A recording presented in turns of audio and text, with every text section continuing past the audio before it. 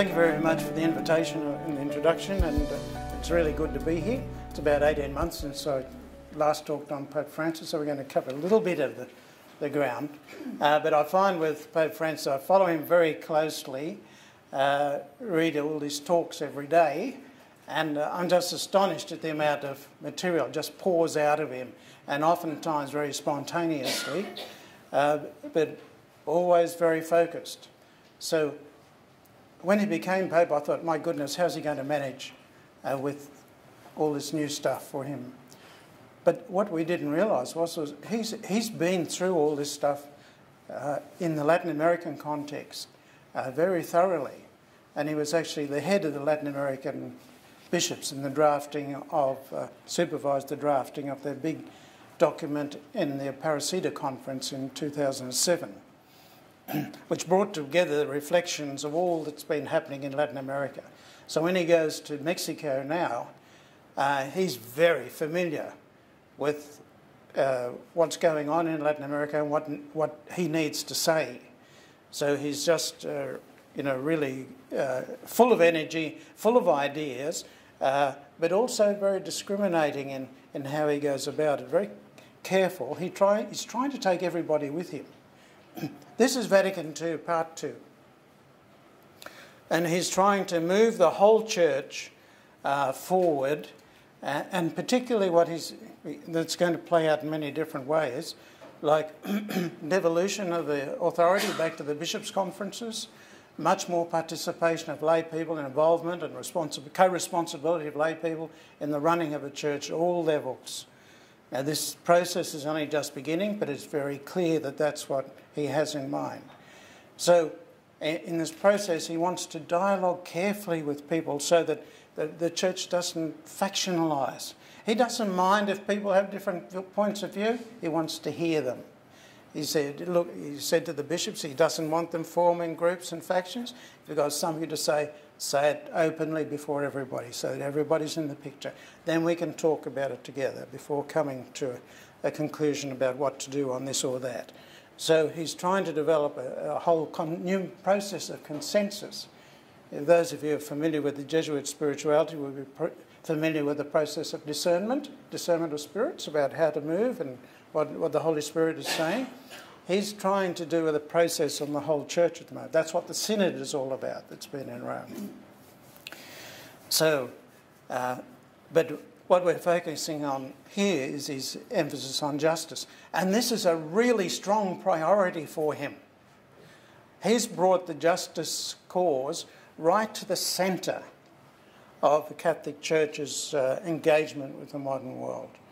And part of the reason for that is he comes from Argentina, which has been through some very dreadful times in our lifetime, and he's been part of that.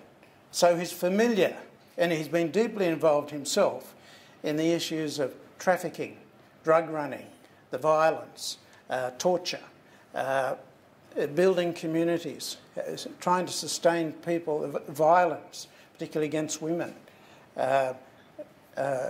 All these sorts of issues, big issues, and they're now global, of course, he has been involved with. So when he comes to talk about these issues, he's not talking out of a textbook. He's informed, of course, by the various people and experts who talk to him and advise him, but he's also drawing on his own experience. That's why he's so confident in what he's not overconfident, but he knows what he wants to say. So, now if I've got this right, left click, did that work?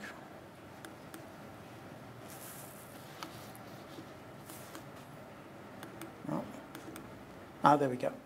I wanted to focus this talk through the lens of his trip to Latin America, which has just concluded, and Mexico, which is the second biggest Catholic country in the world. So it's really important for the Church, and it's a country which has a long history, of course, colonisation, conquest by the Spaniards, but also there's a big Indian population still there. And so what he's stressing in all his talks is that the social apostolate is really at the heart of the gospel. It's not just an add-on. It's not something extra. It's not something marginal, nice thing to do if you've got the time. It's really when did we see you hungry, thirsty, naked? It's right at the heart of the gospel. And remember, what does Jesus say? Your worship is useless if you ignore the poor. Religion is all your religious practices, saying that people of his day, they're a waste of time if you ignore the poor and the distressed and the suffering. So, and I think what this comes back to, he's saying that God is intensely focused on human well-being. Now we have this past debate in the church about whether, it's a religious action or it's human action. But the whole point of the incarnation is that whatever is human is godly. The whole world is God's creation, and His Holy Spirit is moving through it all the time and through us. And He is vitally concerned about people in trouble and affliction. So what does He bring in His agenda to Mexico? He's highlighting the poverty, the hunger, the violence there, and social injustice. He's calling for a more mature conscience. And what he says in Mexico, he's saying in social encyclicals and many other places, his little talks at Mass, at the Angelus, and these homilies here, there and everywhere, it's the same message coming through. So he's calling us all to conscience, a clearer conscience about what is happening in the world and what needs to happen, and to take responsibility, to be mature in our Christianity. He gets very cranky with the clergy sometimes because he says they infantilise the laity, treat them as children, don't recognise their skills and responsibilities and expertise. He says, this will stop. So responsibility. He says it's a key demand of the gospel. It's not something extra. He talks about when God sees injustice, God weeps. He talked about all the migrant, the refugee flows into Europe from Syria and Iraq. He says how God is weeping over what is happening and the indifference of so many people around the world. But he's saying that God is not just, Karl Marx would have said, this God is, it's a fantasy, whole thing. Francis would say, God not only weeps, but His Holy Spirit is empowering us all if we are alert to that, if we take time to pray and feel how the Holy Spirit is moving us. He links it very carefully with popular devotion. And as you know, he's got a very strong devotion to Our Lady in various ways. Our Lady, when he had his breakdown years ago, he came across a portrait in Germany, where he was at the time, to Our Lady, untie of knots, unties knots. And he went through an experience then that the knots in his life were untied. And he brought that devotion back to Argentina. The portrait's been spread there. But in Mexico, the big devotion is to Our Lady of Guadalupe, which was, the story goes, the painting reflects how Our Lady appeared to, I think, an indigenous person some centuries ago. And this became, as expressing God's identification and solidarity with these people in their distress and trouble. And that's what's caught on in not just in Mexico, but many parts of Latin America.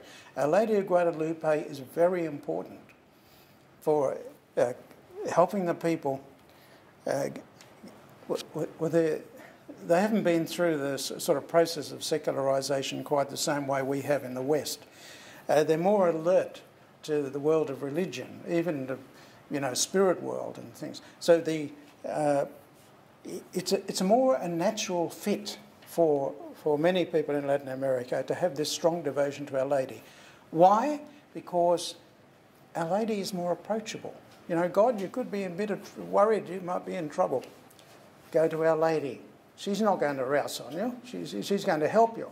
And it expresses, again, it's a very popular way of expressing how God is suffering with the people.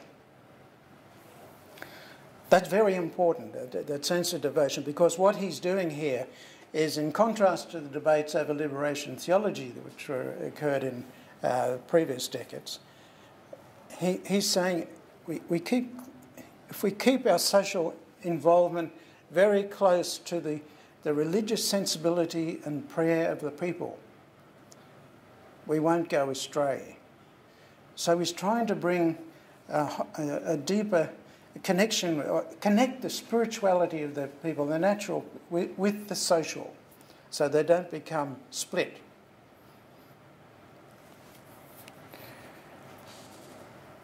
And the last point that I want to emphasise is the importance of dialogue. He keeps saying dialogue, dialogue, dialogue. He says it to the cardinals in the synod, the archbishops there.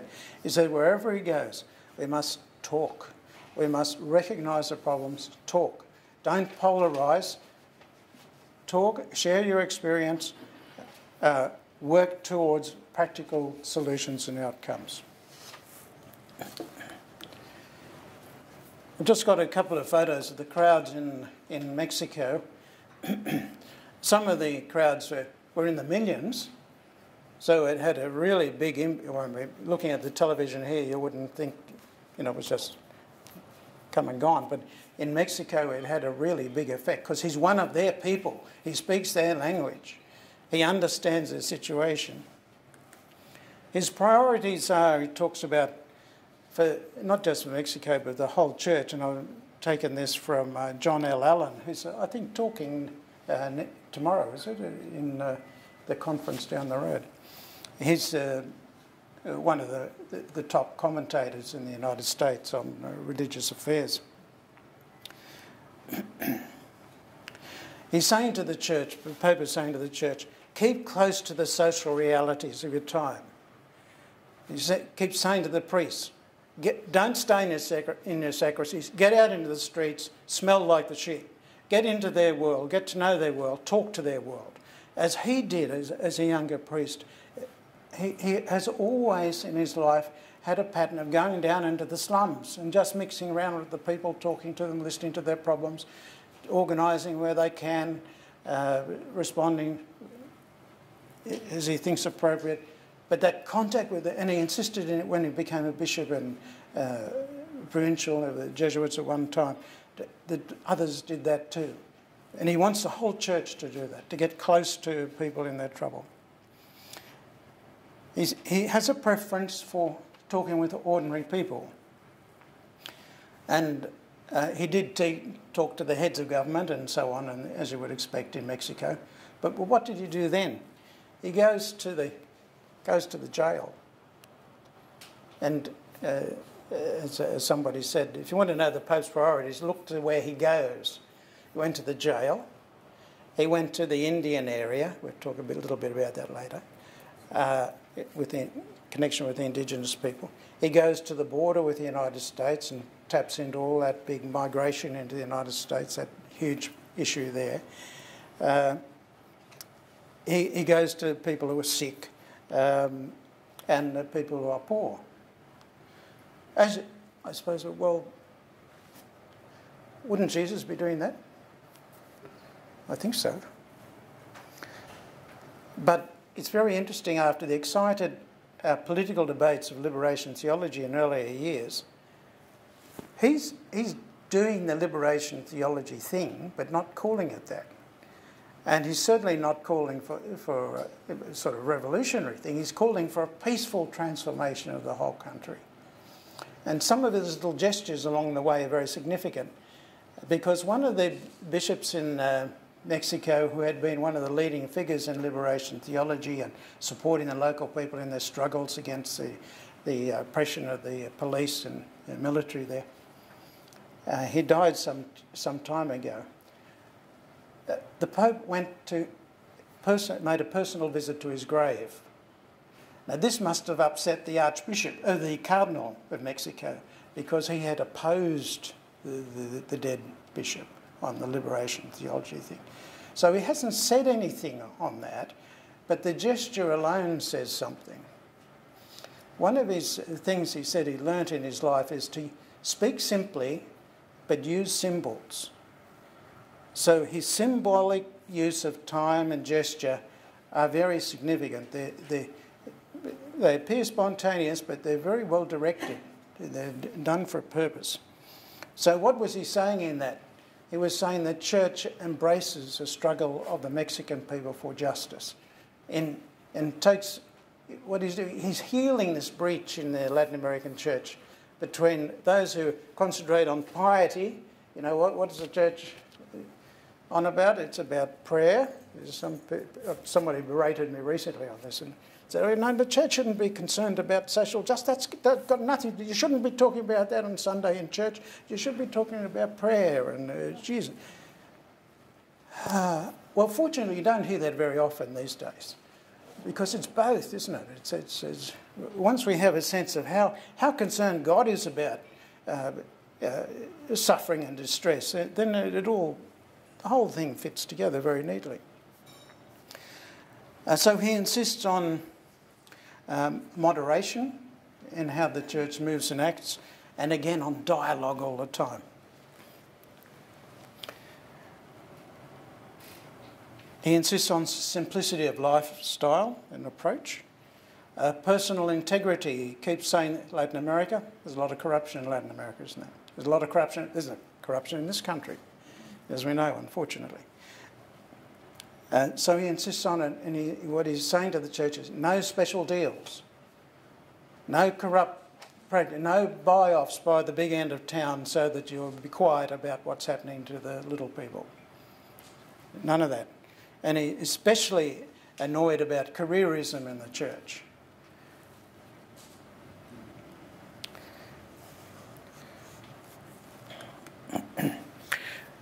He went to a part of Mexico where there's a high Indian population. I'm not sure how. Does anyone know how you pronounce that? Chiapas or Chiapas or? Don't know. It's the poorest part of Mexico, and it's where the Zapatista revolt happened in the 1980s. So there's a lot of liberation theology feeling there, because what happened, particularly, these people were being driven off their ancestral lands. And when Mexico entered the North American free trade agreement with the United States and Canada, they insisted on these lands, their property rights be the same as ours, or whereas the lands were owned communally. Well, this would have meant that these people were driven off their lands, which they'd farmed for generations, and would have been a terrible situation. So there was a military confrontation there. There was an armed revolt for a short time, like a couple of weeks, and then the military moved in, and it was a very oppressive time for the people. But eventually, in 2003, these groups won, the indigenous groups won autonomous control of their areas. And they set up cooperatives and communal ownership, and this has worked very well. So this is part of his Pope's agenda. He goes there, he supports this. He's saying that this way of the poor people taking power for themselves over their own lives and over their own destiny, and using their own resources that they'd had for generations. He emphasised the right to equality and participation, as opposed to the sort of neoliberal agenda. And then he reiterates what he said in his encyclical on the environment. We can no longer remain silent before one of the greatest environment crises in human history. So that hasn't gone off the agenda.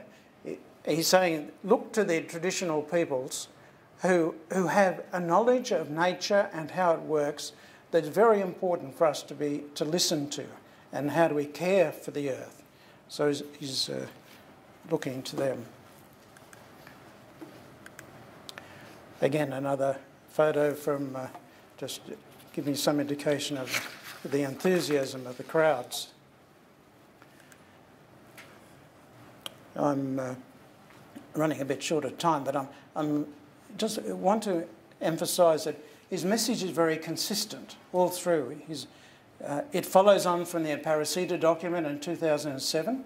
It's 160 pages, that document. They wrote it very quickly with Bergoglio, as he was then, supervising the whole process. And it's very much his document. So when he comes to write The Joy of the Gospel, aha, we've heard all this before. We've seen it before in the Aparecida document. I wondered how he could write The Joy of the Gospel so quickly. But that's a reflection of that and the development of it further. Then Laudato, of course, on the great environmental crisis. But linking that with justice, social justice, very much so. And all through he just doesn't talk in these big documents, but when he's greeting diplomats, heads of government, every other day he's doing it, or some international group of experts, or International Labour Organization, UNESCO, all the big things.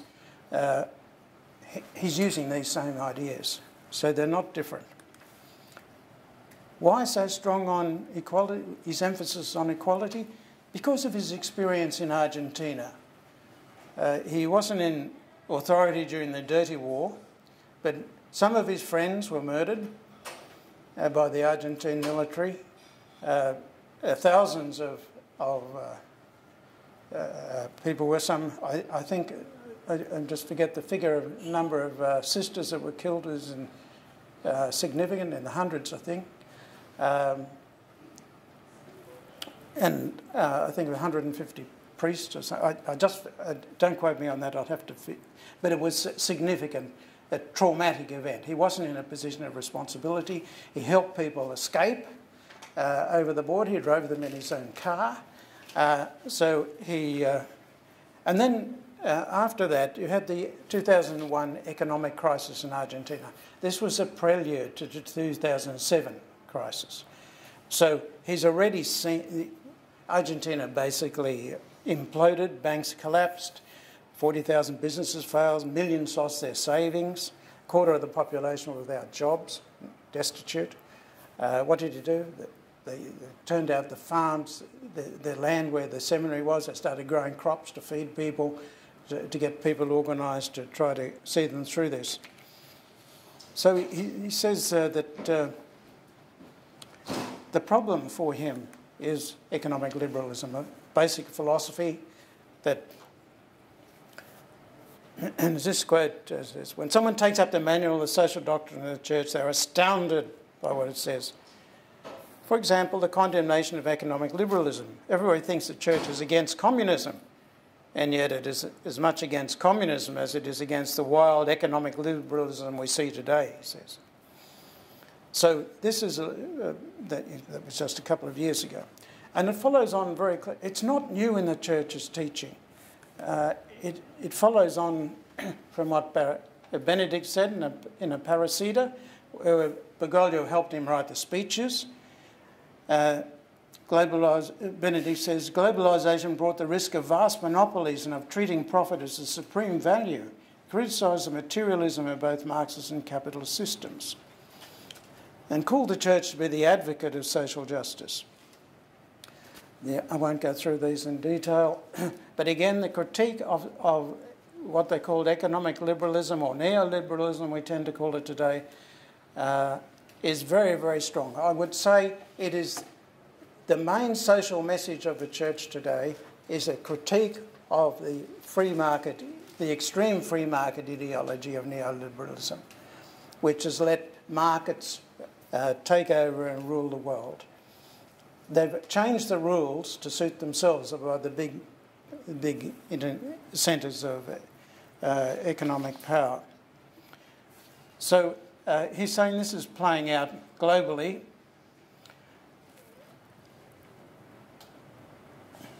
But that agenda in the Aparecida conference is also being reflected internationally today through his talks. So we have a long critique of capitalism and Catholic social teaching. It's not new. And basically it's saying, yes, the sort of capitalism we had in the 1960s, which was an increasing fairness of people, concentration on social justice, creating opportunity for everybody, that's the sort of capitalism the church is in favour of. Not the sort of neoliberal version of capitalism, which is concentrating wealth in the hands of a tiny minority. John Paul II warned against this new strain of capitalism which could sweep the world. And he attacked this certain capitalist neoliberalism that subordinates the human person to blind market forces, placing unbearable burdens on less favoured nations. We see a small number of countries grow exceedingly rich at the cost of increasing impoverishment of others.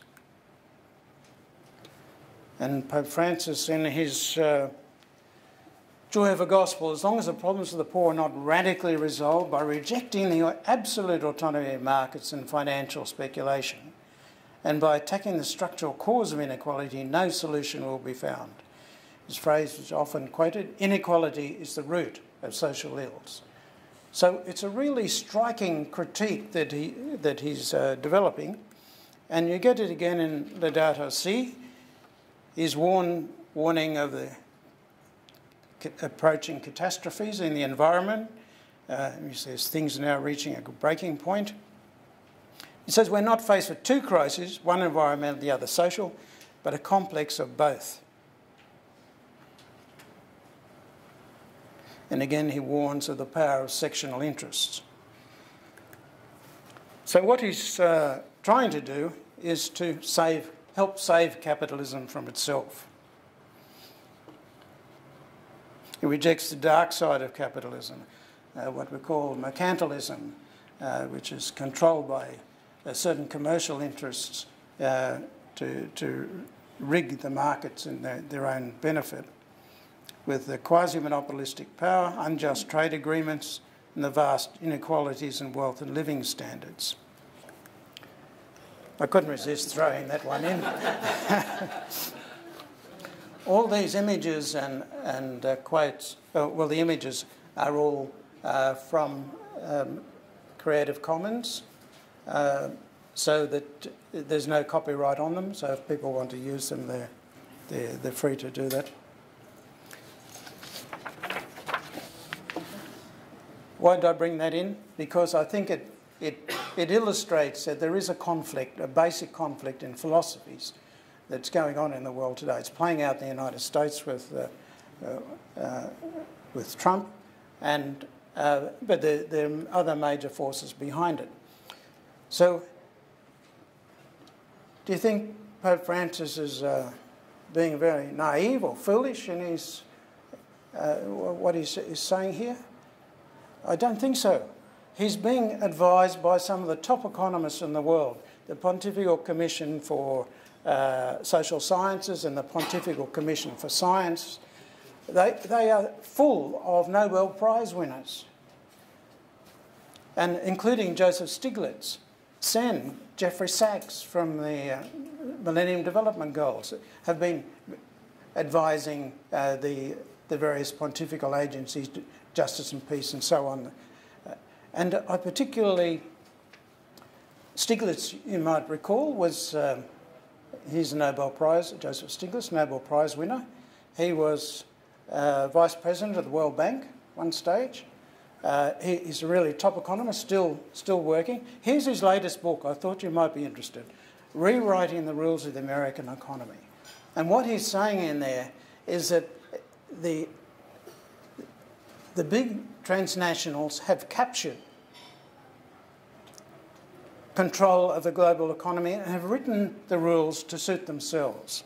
So it's not, he wrote it for a particular group of, that he was working for at the time, and I just forget the name of it, but it's available in the bookshops. It's a very easy read.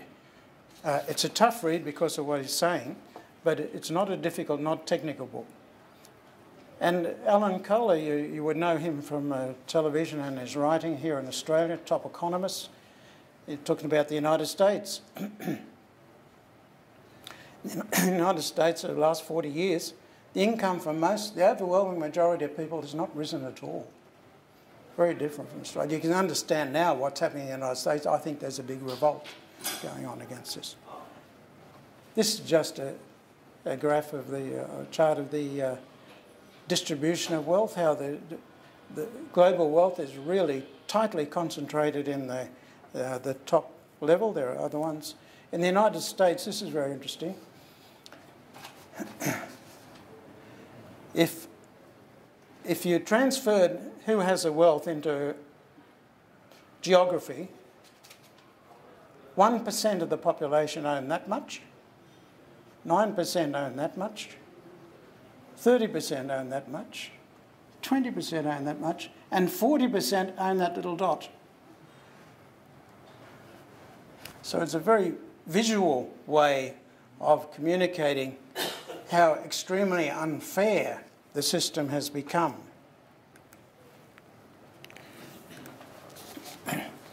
So I'm not going to have time to go through all these, except to say that the Pope is making a very strong attack on this neoliberal ideology. And he's getting criticism for it, of course, from places you would expect, but he's not going to resile from it because having come from Argentina, he's seen the effects. What it's doing to it's impoverishing people, it's killing people. It says we can't trust in the so-called invisible hand of the market. What he's saying is the market must be astutely regulated to ensure that it produces good social outcomes. And what he's doing is appealing to the business leaders and the financial experts to come together to work out how we can make this all work better for everybody. So he's not after a Marxist-style revolution against the system, but he's appealing for a revolution of conscience by people who have the expertise and the business knowledge to work. There's people like Stiglitz, and there are so many others, you would be familiar with many of them, who are speaking, even in today's, last couple of days, Ross Gittins in The Age. These sort of people, Tim Colbatch. These are reputable economists among ourselves who are saying, look, it's not going well. We need to adjust these things. So again, he emphasises social dimension. This is not revolutionary Marxism, as some people are saying. He's saying it's the gospel.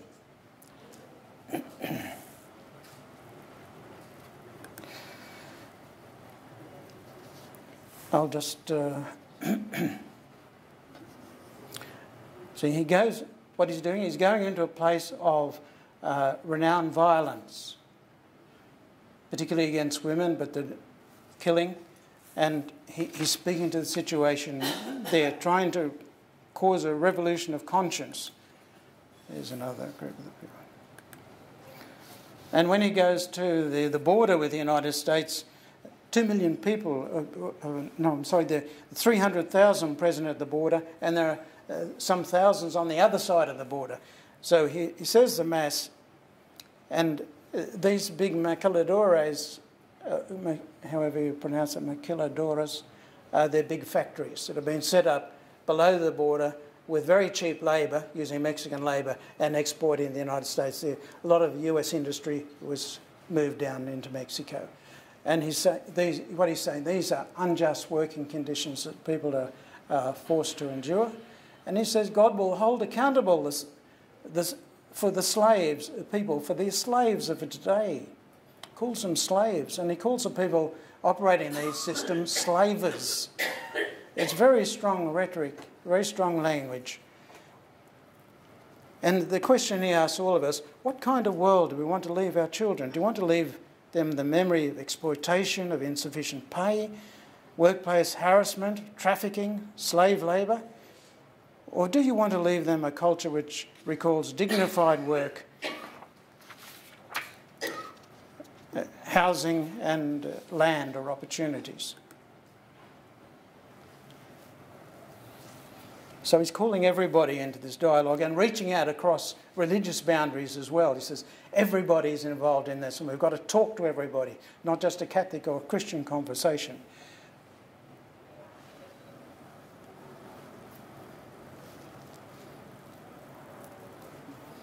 And can the atheists be saved? Yes, they can, if they're true to their conscience and they really pursue human well-being, human good.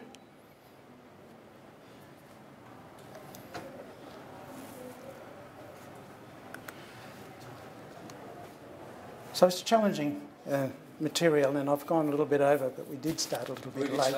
Yes, yes. So I've just put up some reading that if you want to pursue these things, and there's a new book just out, This Economy Kills. I don't know if they have it in the bookshop next door, but you might ask them to, or you can get it online anyway, This Economy Kills. So, but it's on the reading list there. So, thank you for your attention. Now, I realise I've raised a lot of contentious issues, but maybe we can handle some of those now.